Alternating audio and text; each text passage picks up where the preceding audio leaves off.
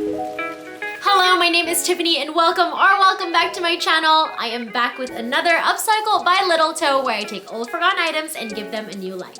If you like sewing and DIY videos, make sure to give this video a thumbs up and subscribe to my channel. As some of you may already know, I am Malaysian Chinese and I celebrate Lunar New Year, and it's become a little bit of a tradition for me to make myself a Lunar New Year outfit. So this year, I'm gonna show you how I turned this vintage CHEONGSAM and thrifted curtain into this modern CHEONGSAM inspired two-piece set. So let's get started.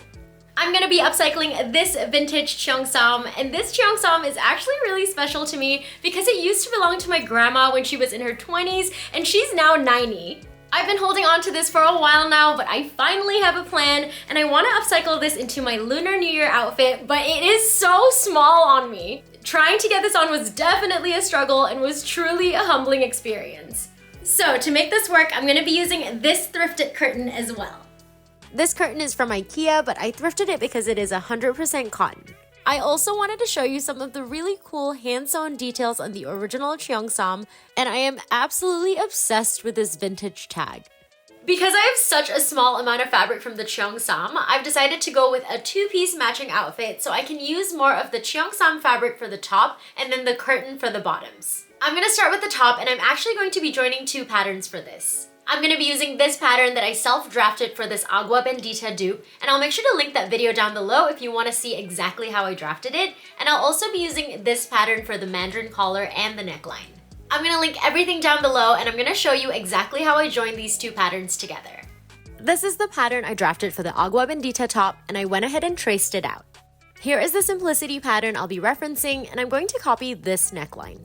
What I'm going to do is match up the center seam of my pattern to the center seam here, and I'll also line up the shoulder seams to the shoulder seams here so that I can accurately trace out the new neckline. I take my time to make sure that everything lines up, and I'm using the size 8 as reference because I know that that fits me, and then I carefully trace out the new neckline. I'm also crossing out the original neckline just so I don't get confused. I'll cut this out, and here is my new front bodice pattern. I'm going to repeat these steps for the back, again carefully lining up the center back and shoulder seams and then tracing out the new neckline. I did have to extend the shoulder seam for the back piece as well. I'll cut this out, and because I had to extend the shoulder seam, I'm using my front pattern to mark out where it needs to end and then drafted a new armhole. I'll trim that away, and here is my back bodice pattern. Lastly is the collar, and here is the original simplicity pattern, and you can see that it is the full collar with the center back line here, but I'm only going to be tracing out this half of the pattern. I love using medical exam paper to trace out my patterns because it is a lot more affordable than pattern paper. I'm adding seam allowance to the center back here because my top is going to have a center back closure. We are almost done, but I'm also going to get rid of the seam allowance along the top of the collar because my plan is to enclose the raw edge along the top with bias tape, and here are my final pattern pieces for the top. Now that I have the pattern, I'm gonna go ahead and cut my fabric, but I am so nervous because this CHEONGSAM is so sentimental and I'm so afraid I'm gonna mess up. There is absolutely no going back now because here is the front of my top, and you can see that it was cut on fold. Now I'm going to sew the darts, and you should have something that looks like this. Moving on to the back, and this time I cut out mirrored pieces. Again, I'll sew the darts, and you should have something that looks like this. I'm going to start putting the top together, and I'm placing my pieces right side spacing. I'll sew together along the shoulder seams, and here is what it should look like at this point. Next is the collar, and I start with my shell piece, and you can see here that I've added interfacing for a little bit of added structure. Here is my lining piece. You want to make sure that your pieces are mirrored, and again I've ironed on interfacing. Now I'm placing my pieces wrong side spacing, and I'll baste them together around the edge. Here is a close-up of what that should look like. I went ahead and made my own bias tape from the curtain, and I do have a detailed tutorial on exactly how I make my own DIY bias tape if you'd like to watch it, but for now I'm going to go ahead and cover the raw edge along the top of my collar with the bias tape. I also left an extra bit of bias tape along the end here. Following the same steps, I went ahead and made my mirrored piece. The reason I'm leaving the extra bits of bias tape along the collar is because I'm going to use it to continue to finish the center back as well, and I promise this will all make sense later. Next is to attach the collar to the top.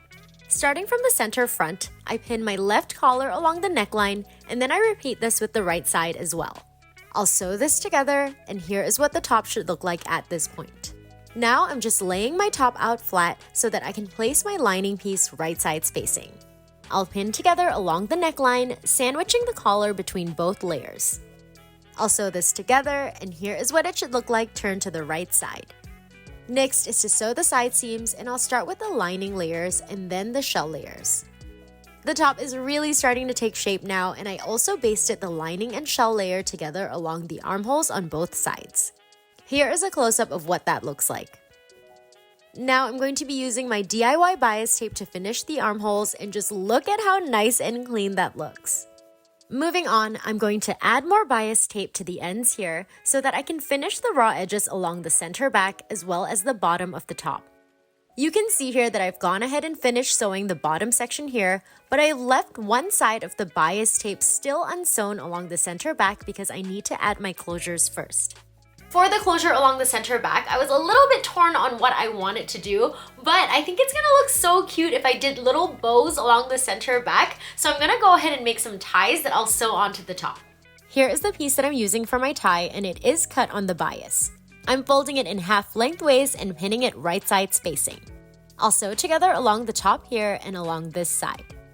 Here is what it looks like turned to the right side, and I went ahead and made 5 more. To attach the ties to the top, I'm taking the unfinished end and lining it up to the edge of the center back and pinning it in place. I'll pin the next tie to the center, and I'll also pin one along the top. I'll sew this in place, and now that the ties are secure, I can finish sewing the other side of the bias tape along the center back, hiding all of the raw edges. This is what it should look like, and the next step is optional, but I'm going to hand sew these ties down so that they face the opposite direction. Now I'm going to repeat all of these steps for the other side, and here is the completed top. I also wanted to show you how nice and clean it looks on the inside, which you already know makes me very happy, and I am so glad I decided to go with the bows for the closure because it looks so freaking adorable. I'm going to start working on the bottoms today, and I've decided to go with a pair of pants, and I'm going to be using the Protea, I'm not sure how to pronounce this, so somebody please let me know, but the Protea Pants by Paradise Patterns. I am going to be making a small modification though. This pattern comes with a fly front, but I want my pants to have a zipper in the center back instead, so I'm just going to go ahead and leave the fly front out of the... Why is that so hard to say? Fly front part of the pattern. Fly front part of the pattern out. I just wanted to quickly show you the original pattern, and this is the center front seam, and you can see that there's seam allowance allocated for the fly front, but I'm just going to remove that section of seam allowance here. I'm going to start with the front of the pants, and I cut this out in a size 4. Next step is to sew on the pocket. I'm going to make one more tiny modification to this pattern because the pocket on the pattern is a side pocket, which is sewn into the side seam, but I want my pocket to look like this, which I just learned is called a French pocket. The reason I want to make this style of pocket is because I want to use the fabric from the CHEONGSAM as my pocket bag, so then it kind of peeks out and it ties the whole outfit together without being too overwhelming, and I'm going to show you exactly how I modify this pocket pattern. Here is the pattern for the pocket bag. I start drafting a curve until I'm happy with the shape, and this will be my pocket bag lining pattern. I'm keeping the pocket bag pattern as is, and here are my pieces cut out. I'm going to start with the lining piece, and I'm just placing it onto my pants right side spacing. I'll pin these together along the curve. Sew together, and you should have something that looks like this, and then I trim off the extra fabric here. I also made notches in the seam allowance so that I can turn the pocket bag lining over. I also pressed the seam allowance towards the pocket bag and understitched it in place. Moving on to the next step, I'm placing my pocket bag right side spacing, and I'll sew together along here. This is what the completed pocket should look like, and I did use a French seam for an extra clean finish. Following the same steps, I repeated the same thing for the other side. I'm going to start assembling my pants, and I'm placing my front pieces right side spacing, and I'll sew together along the center front. Again, I used a French seam for a neat finish. Moving on to the back, I went ahead and cut out the fabric, and next step is to sew the darts indicated in the pattern. I placed my other back piece right side spacing, and this time I'll sew from here to about this point, leaving the rest open for the zipper, and you should have something that looks like this with the top section still left unsewn. Last step for the back is to sew in the invisible zipper, and here's what that looks like sewn on. I just realized that I definitely should have sewn on the waistband to the pants before sewing on the zipper, but that's okay, and we're just gonna move on for now. It's time to sew my front and back pieces together, and I'm placing them right side spacing. I'll sew these together along both side seams, and this is what the pants should look like now. Up next is the waistband, and here is what it looks like sewn on. I didn't film that process, but I do have a detailed video tutorial on exactly how I like to sew my waistbands onto my pants, so I'll make sure to link that down below if you want to watch the step-by-step process. Next, I'm going to sew the inseam of my pants together, and these pants are so close to being done. Last step is to hem the pants by folding over twice and sewing, and here is the completed outfit. I am so happy with how this turned out. I'm not gonna lie, I was a little bit nervous about upcycling my grandma's CHEONGSAM, but I'm so glad that I did and that I managed to turn it into something that I can actually wear. I hope you all enjoyed this video. I am so excited to show this to my grandma, and hopefully she'll like the changes that I've made, but I'm gonna be posting more photos of this outfit on my Instagram, so make sure you're following me there at Little Toe.